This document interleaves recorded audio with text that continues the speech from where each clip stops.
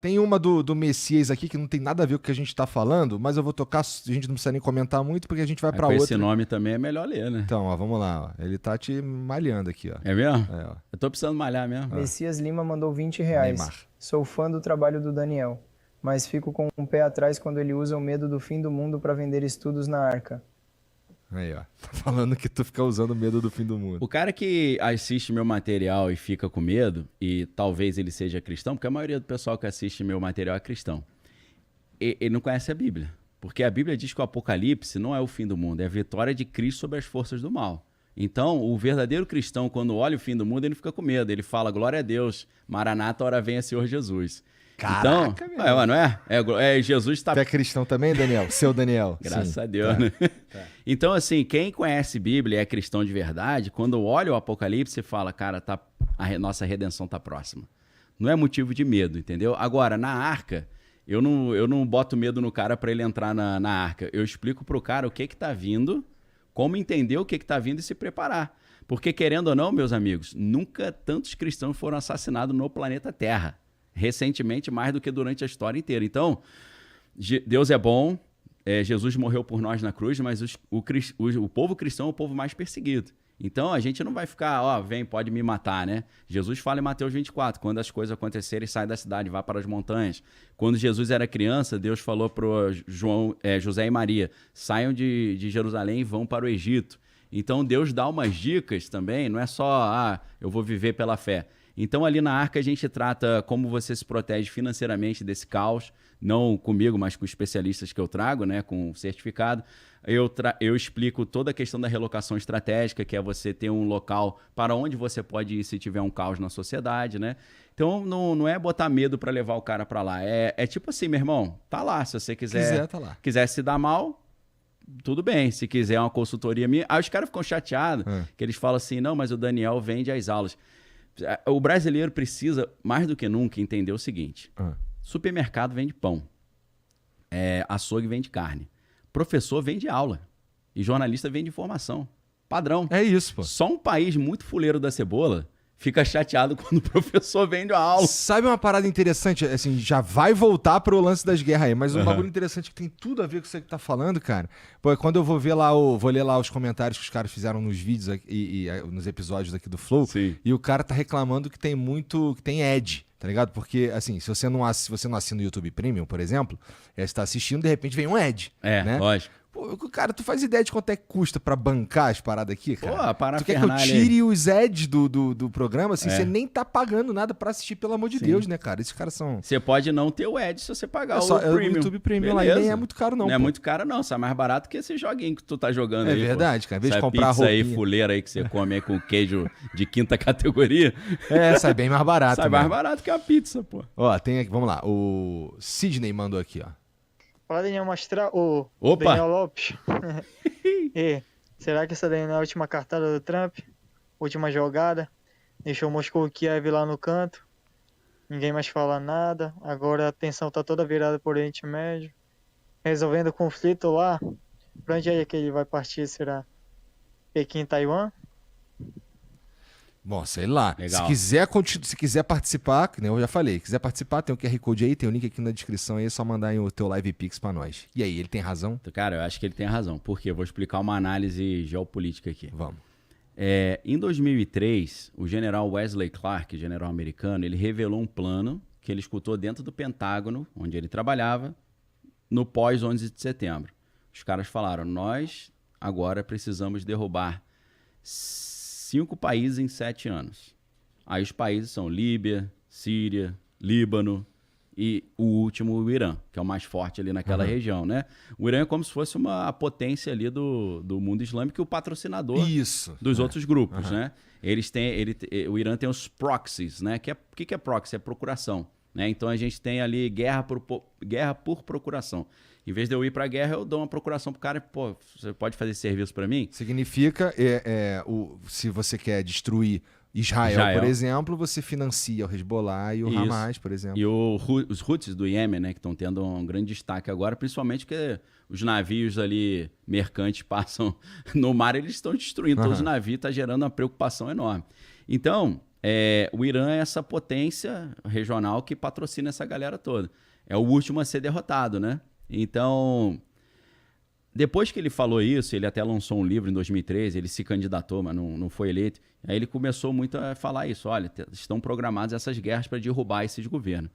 Logo depois daquilo, a gente começa a ver as primaveras árabes, ou as revoluções coloridas, a gente começa a ver vários movimentos em que começa uma revolta popular, aparentemente, mas na verdade é a CIA patrocinando essas revoltas populares para derrubar inimigos dos Estados Unidos em vários lugares diferentes. Uhum. Então, quando a gente viu no Egito, tá tendo a Primavera Árabe. Primavera Árabe nada, é tudo patrocinado pelos Estados Unidos para derrubar o cara que era inimigo dos Estados Unidos e botar um amigo. Na Ucrânia, essa briga aí já desde 2003, né? Porque os Estados Unidos tirou um cara e botou um amigo. Aí o Putin tirou o cara e botou um amigo da Rússia. Aí ficou essa dancinha das cadeiras. Uhum. Até o movimento do Euromaidan, na Praça Maidan, lá que foi em 2013, que ali deu uma zebra geral e os Estados Unidos, através da Victoria Nuland, né, que era a agente americana que fazia essas derrubadas de governo, nos bastidores, a Rússia falou, meu irmão, vocês tomaram a Ucrânia da gente então, porque vocês tiraram o nosso amigo que foi eleito e botaram o amigo de vocês, então tudo bem, só vou ficar com a Crimeia para mim então. Entendeu? Para começar. Então, assim, existe um plano para mudar totalmente o mapa do Oriente Médio. Só que isso é a segunda parte de um plano de 3 etapas que o Pentágono bolou. A primeira parte era qual? A primeira parte é tirar a Rússia da jogada. Tá.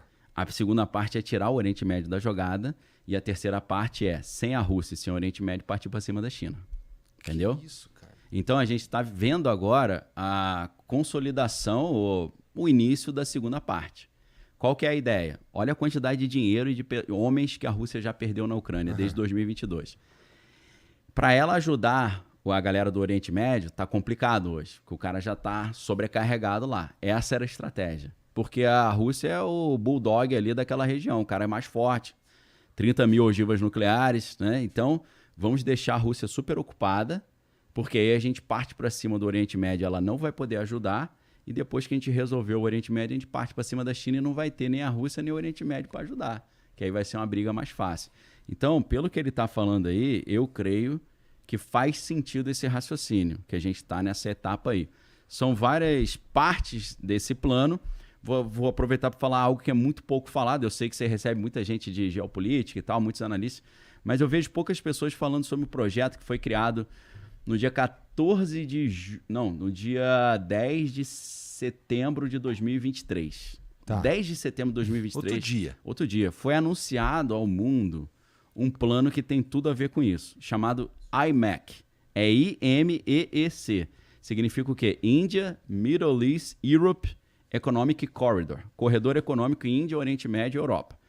O que é isso? Um plano bolado por esse grupo para fazer frente às novas rotas da seda, né, Belt and Road da China, que a China está usando para dominar o mundo, oferecendo empréstimo e muitas vezes pegando como pagamento os recursos naturais, como fizeram com o Equador e com vários países sul-americanos. Ou até posições militares também. Também, é parceria, né? Deixa eu botar uma base aí, eu patrocino a construção de estradas e tal, aeroportos e portos, né?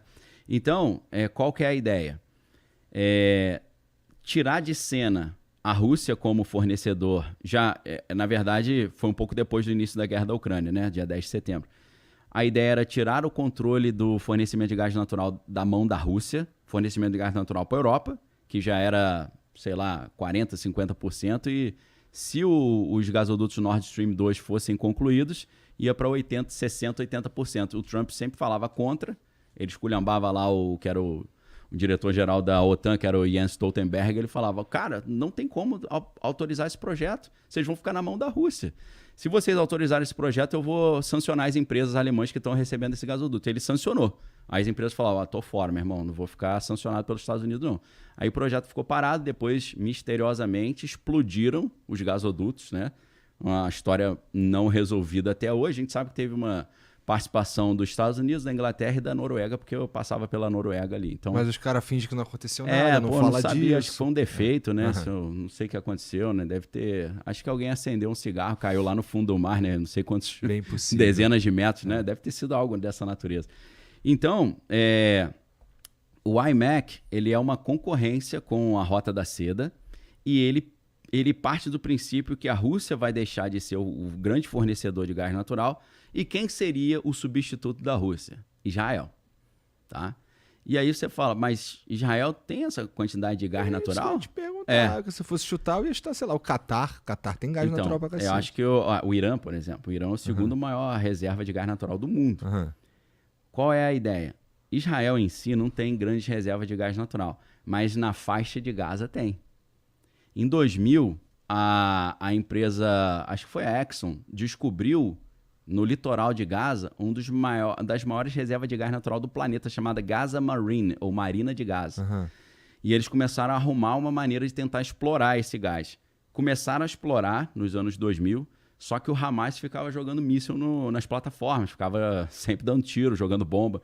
E aí as empresas americanas falaram, vou parar, cara, não tem mais como. E aí, o que eles concluíram? Para a gente assumir o controle desse gás e substituirmos a Rússia para fornecer gás natural para a Europa, esse acordo foi feito dia 14 de julho de 2022, quando o ministro da Energia de Israel fez uma reunião com o ministro da Energia do Egito e com a Ursula von der Leyen, que é a presidente lá da União Europeia. Qual era o combinado? Israel iria pacificar a faixa de Gaza, para tirar esse problema. Pacificar daquele jeito. Daquele jeito, né? Passar o cerol. Pacificar a faixa de Gaza, entre aspas. Estou falando do discurso deles, né? Vamos pacificar, né? O Trump falando isso aqui vai virar uma Riviera francesa, coisa linda, né? Você olha e fala, esses caras são malucos, né? Não é possível. Aí, o gás seria extraído por Israel, mandado para o Egito para ser refinado, ia ser refinado no Egito e mandado de navio para a Europa. Esse que era o plano. Só que para isso precisava pacificar a faixa de Gaza. Esse projeto foi apresentado pelo Benjamin Netanyahu no dia 20 de setembro de 2023 na Casa Branca. E eu sei tudo que eles conversaram dentro da reunião lá, secretamente. Aí você fala, pô, Daniel, você é sinistro, hein? Daniel, tu tem um infiltrado lá, cara? Tu tá por dentro do Não, tem internet, pô. Tá no site da Casa Branca a transcrição da conversa inteira. Pô, então não era pra ser secreta, no fim das contas. Não, essa era a parte pública da conversa, e na parte pública já tá tudo que tá acontecendo hoje. Essa na parte pública já tava com essa merda toda aí. Se você botar WH, que é White House, Netanyahu, Biden e Mac, tu acha fácil esse negócio. Então, quando aconteceu o dia 7 de outubro lá, aquele ataque do Hamas contra Israel, eu já sabia o que estava em jogo ali. Então, o que aconteceu?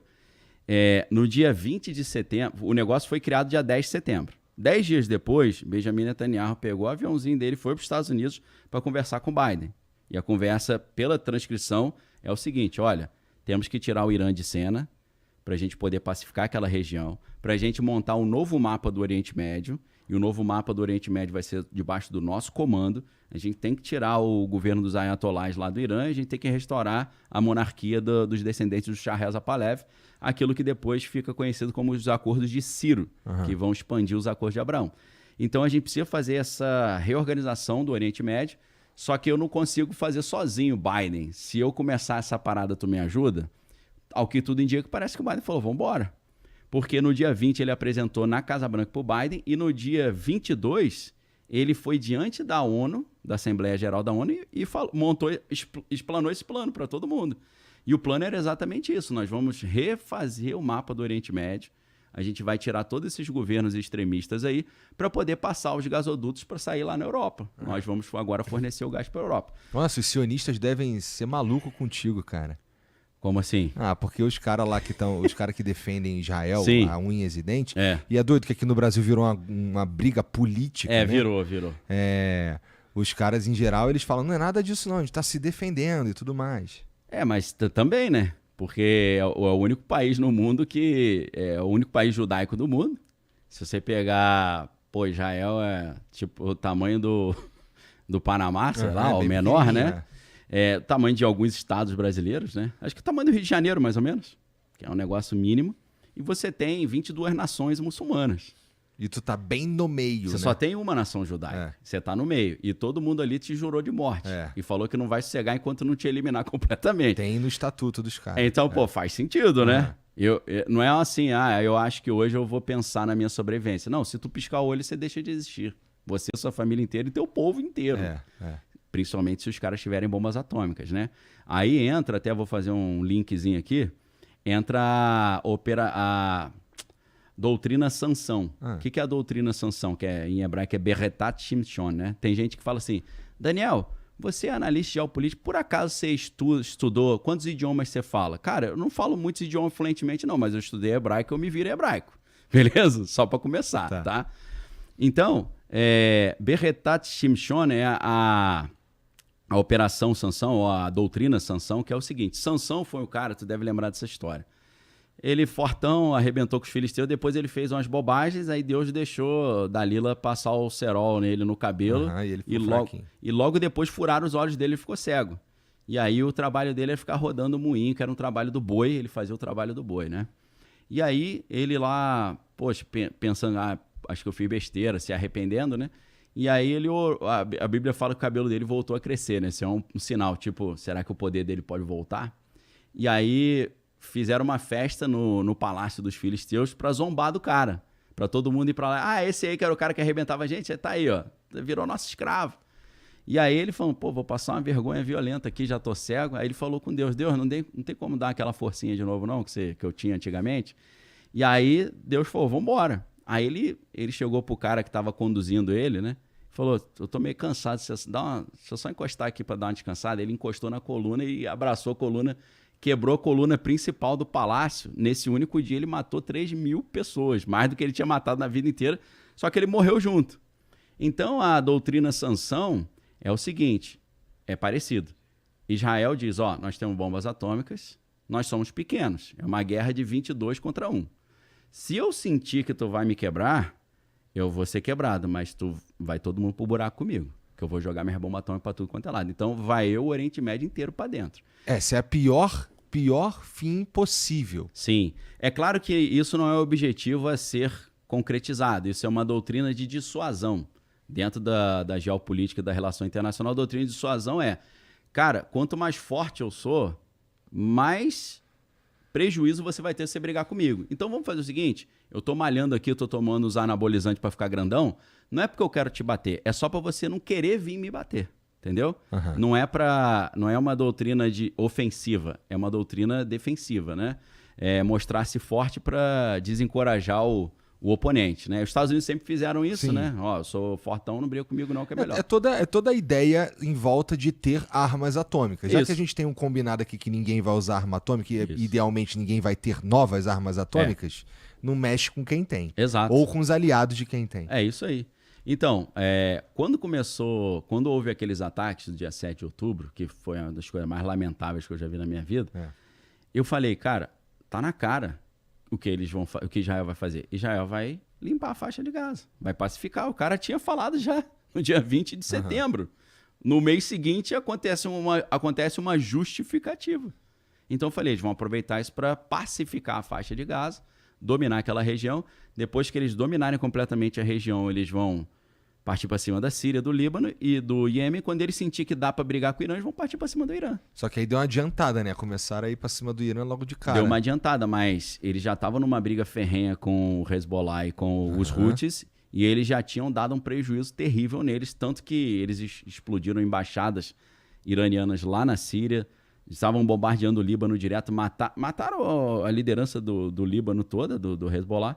Então o Líbano já estava meio assim, cara, cansei de brigar, meu irmão. Então ele já sentiu que os caras cansaram e falou, agora eu vou para a terceira etapa, que é para cima. Terceira etapa a terceira etapa da segunda etapa. A terceira etapa da segunda etapa. E aí, meu irmão, o que está no script é isso. Destruir completamente a enriquecimento de urânio, derrubar o governo dos ayatolás, que está desde 1978 no poder, e, além disso, assim poder explorar não só o petróleo, mas o gás natural também. Porra, tem bastante coisa aí acontecendo. Tem coisa pra caramba. Cara, olha só. A resposta foi longa, mas foi boa, eu espero que você tenha tempo, meu irmão. Eu tô tranquilo. Porque a gente tem coisa pra caramba pra falar aqui e as coisas vão ficando meio divididas, porque a galera quer participar também, mas tudo tem mais ou menos a ver, quer ver? Entendi. Olha só, inclusive se você quiser participar, tem um monte de mensagem aqui, mas se você quiser participar, tem o link aqui do Live Pix, tem na descrição também. E não esquece, aproveita que você tá aqui e a gente vai tocar o áudio agora. Pô, dá o like aqui nessa live, já se inscreve logo também, tá bom? Porque é importante, né? Como eu falo lá, pô, tu não tá com o dedo engessado Porra, não, tá né? assistindo tá com aí, o dedo meu irmão. funcionando, aperta aí, pô. Eu tenho certeza que tu tá curtindo, tu não vai dar o like, pô. Dá pra dar o like na TV, Pô, dá é pra dar o like maldade. no computador, no celular, onde você tiver, você consegue dar o like aí facinho, tá bom?